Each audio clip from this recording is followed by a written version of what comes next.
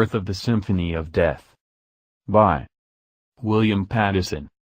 Philip Grissini carefully dipped the feather he was using to write with into the inkwell. He'd always written his music this way. It just seemed natural to him. After all, every great composer in history had used quill and ink, so why shouldn't he? Soon he would be done with his master work. This symphony had been both heaven and hell to him. All great works of art require sacrifice, but none like this. This had cost lives, every precious life that had been part of his. If I'd only known the cost, I would never have lifted my quill and started this nightmare, he thought to himself for the 100th time. But he had, and in truth he doubted he really had a choice in the matter. The symphony had chosen him, not vice versa. It was the master and he was merely the puppet on the strings, doing what it needed him to do. He remembered the thrill that had come over him when he had first had the idea of doing a symphony on such a macabre subject. "You want to do a symphony glorifying death?" his brother Christian had asked with surprise. "Sounds interesting." Both Philip and his brother Christian, under the name of the Twisted Syndicate, had made a career out of creating freaky music based on horror themes. Their shows had become very popular with horror fans. He and Christian would enhance the music with an outrageous stage performance and special effects. The critics raved that the Syndicate's performances had been a feast for the eyes and ears. But then their luck started to turn bad. Their horror version of Vivaldi's violin concertos The Four Seasons, which had been aptly titled The Horror Seasons, had been hit with tepid reviews and yawns from the audience. If they were going to keep their fame, they had to hit the public with something great, something beyond anything that they had done in the past. That was why Philip was actually happy to have a nightmare about a hooded figure, who carried a parchment with his own signature upon it. It provided the inspiration that became the Symphony of Death. Little did he know that this inspiration was going to turn into a curse that would tear his life to shreds and leave him broken, scared, and alone. The symphony was broken up into 7 separate pieces, with narrative pieces inserted between each musical theme. The first death happened only 5 minutes after he had finished the opening music piece. The victim had been Christian. The police report read that he had been drunk while driving. They concluded that he had passed out and crashed into a tree, and supposedly had hit with such an impact that his face had been embedded into the steering wheel. Philip knew that that couldn't have been the case, because his brother had not touched even a beer in over 15 years. Yet the autopsy report stated that his blood alcohol level had been far above the legal limit. Then 6 weeks later, when he finished the second music piece, his year-old baby daughter, died from what the doctor diagnosed as death. That was when he began to suspect that these were not mere coincidences, and that there was an odd connection. This connection was confirmed when his dad died a couple of months later. His mom and dad had been visiting to help comfort his wife, Kathleen, who had taken the death of their daughter hard and had gone into a deep depression. His dad's death had been immediate and unexpected. He had been sitting on the living room couch watching a movie with the ladies while Philip had been in his study working on the symphony. 5 minutes after he finished putting down the last notes of the third piece of the symphony, he heard screams echoing down the hall and through the closed door. Immediately, Philip jumped out of his desk chair and rushed out the door to see what happened. A cold chill had gone up his spine the moment he heard the screams. When he got to the living room, he found his dad on the floor, with his mom kneeling beside him. His wife was already on the phone calling 911. Unfortunately, it was a wasted effort. His dad had been dead the moment he hit the floor. According to the coroner's report, he had died instantly due to the collapse of a weakened portion of his brain. This just sounded wrong to Philip. His dad had not had perfect health, but he was sure that if he had had such a genetic defect in his brain, someone should have noticed something earlier on. After that, Philip stopped working on the symphony for a while. Unfortunately, The symphony made him aware that such actions had consequences. The evening after he stopped working, he had the worst nightmare he had ever had in his life. In the nightmare he saw Christian, poor little Di, and his dad in a flaming pit, hanging on hooks and being ripped apart and put back together by large, gray-skinned, horrific-looking horned demons. One of these creatures, with a patch over its right eye, stopped torturing his dad long enough to inform Philip that all of their suffering would stop the moment he started working on the symphony again. Until then, it told him, he would spend his nights watching his loved ones suffer. The demon had not lied. Every night, Philip's dreams were filled with blood and guts, and limbs being either pulled out or cut off. He'd wake up screaming and covered in sweat, the smell of brimstone still burning the inside of his nose. Kathleen had to move to the guest room because it was impossible to get any rest in the same bed as him. As he slept, he would thrash around violently. On the second evening of his nightmares, she tried to awaken him and ended up getting a black eye for her trouble.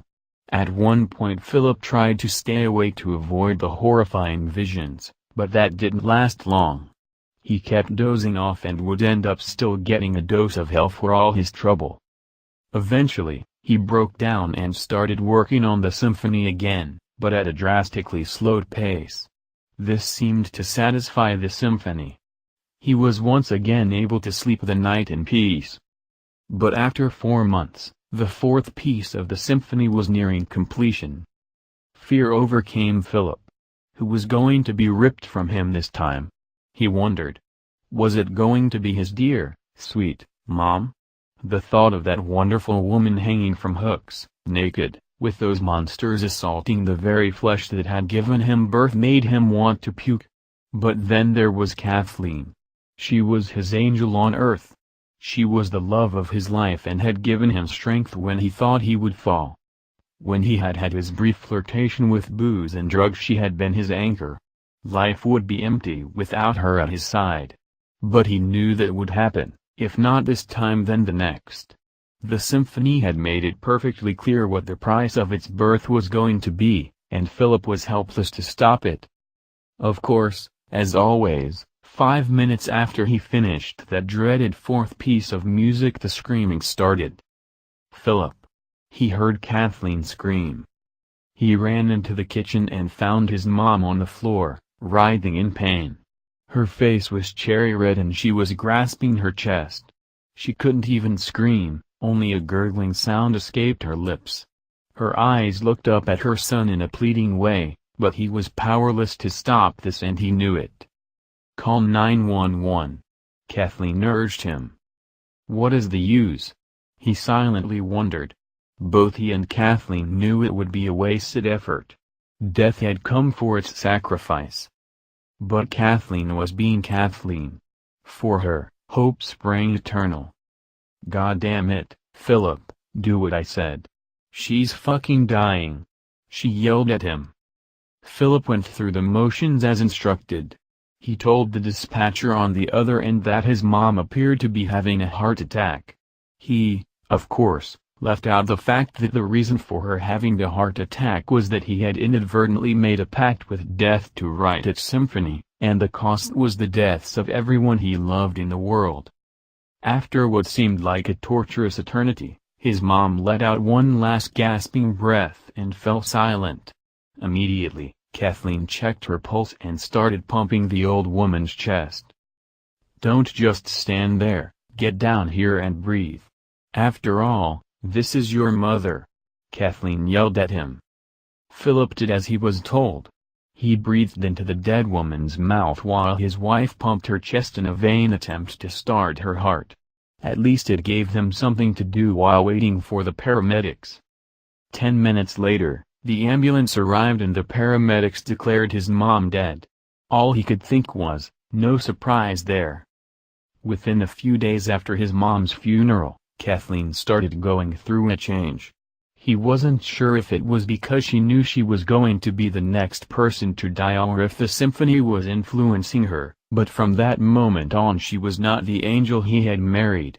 She became increasingly resentful of him and started verbally attacking him over the littlest of things. "Going to work on your fucking symphony?" she'd scream at him when she saw him heading for his study. "Seems like you love that thing more than anything else in your life. You allowed that fucking thing to kill your brother and your parents.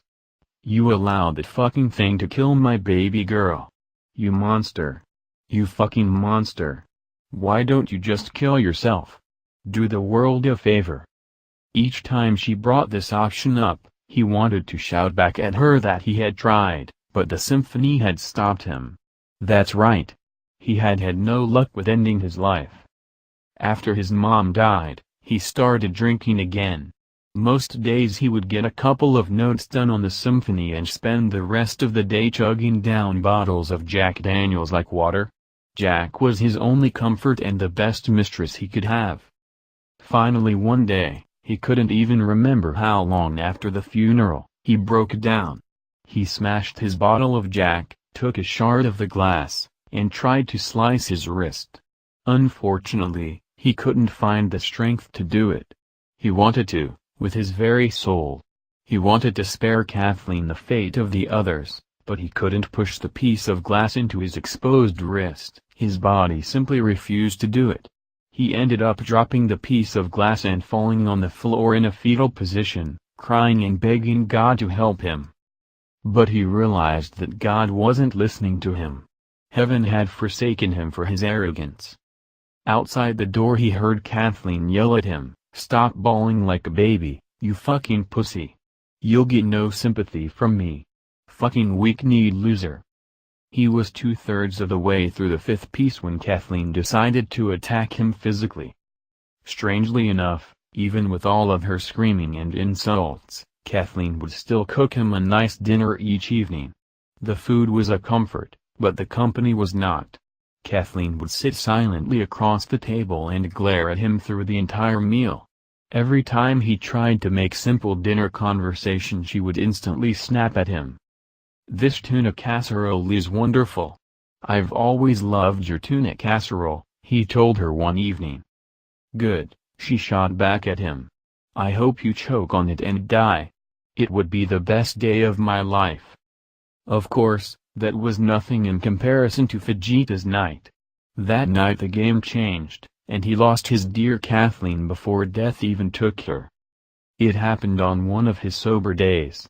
These were days when he would clean up and go to see his friend/agent/promoter, Claude Lamonti.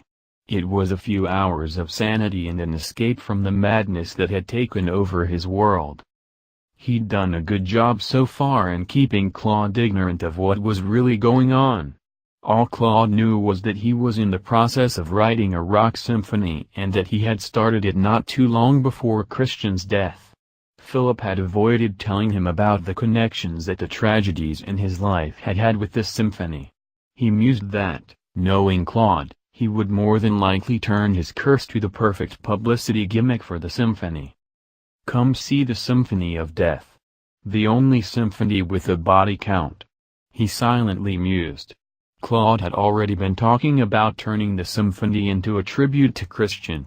What a lovely thought, but he sincerely doubted Christian would be feeling very honored, while hanging in hell with pig-snouted demons flaying his flesh.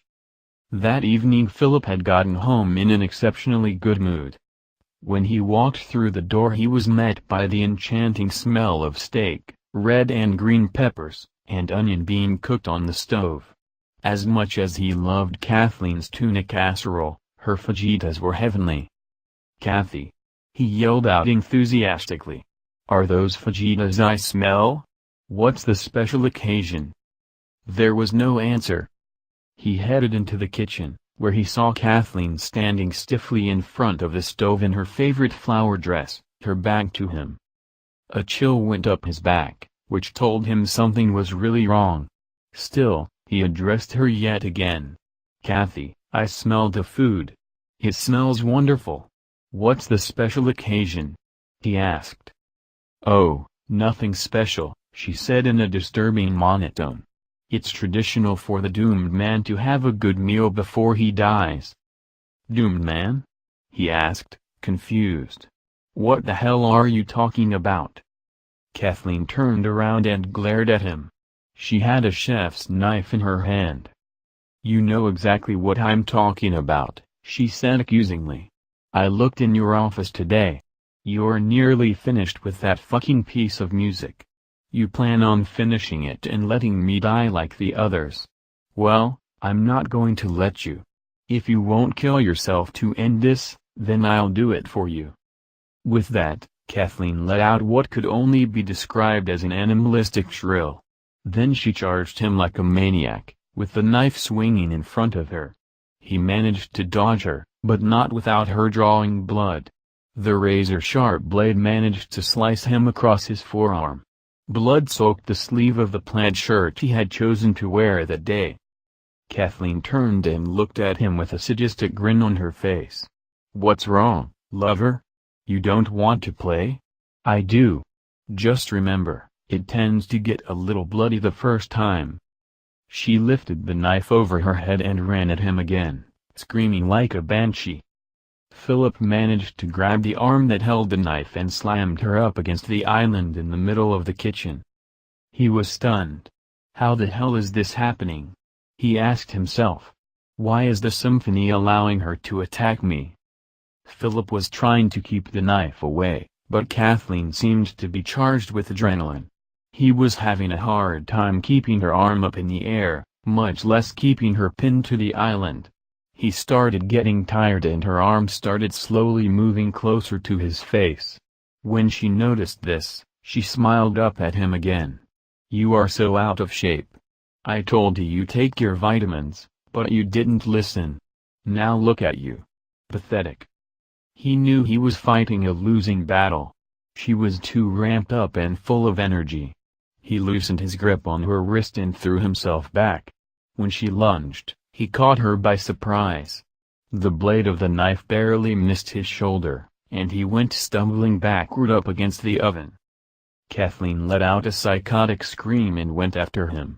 Philip quickly moved sideways and grabbed the handle of the pan of steak fajitas. He swung it wildly, sending its scalding contents splattering in Kathleen's face and all over her flower dress. Then, continuing the motion, he hit her in the side of the face. Kathleen went flying sideways and hit the island with the back of her head. She half knelt there for a couple of seconds and then dropped face down on the white-tiled floor.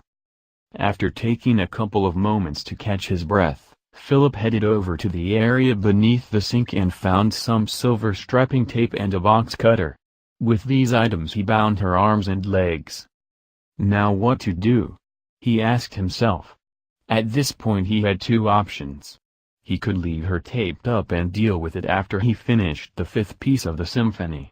Unfortunately, that could lead to questions like, how did your wife get these bruises on her arms and legs? Oh, and how about this nasty burn mark on her face? In the end, Philip called the police and told them truthfully that he got home from visiting his promoter and Kathleen flipped and tried to kill him. Hey, it was the truth. What was even better was the fact that she had woken up just before the police arrived, and was raving about how he needed to die. That made it that much easier when it came to the questions from the police. He simply told the truth, that Kathleen had gotten it in her head that because the others had died coincidentally while he was working on his symphony that was the reason for the deaths, so she thought by killing him she could save herself from dying. Of course, he didn't admit that it was in fact the truth. So, poor Kathleen was sent to County General to be put under observation to find out what had made her flip. None of this really mattered to Philip though. His angel was gone. That thing they dragged out of his house was merely a shell. The symphony had taken away the love of his life and he was now alone.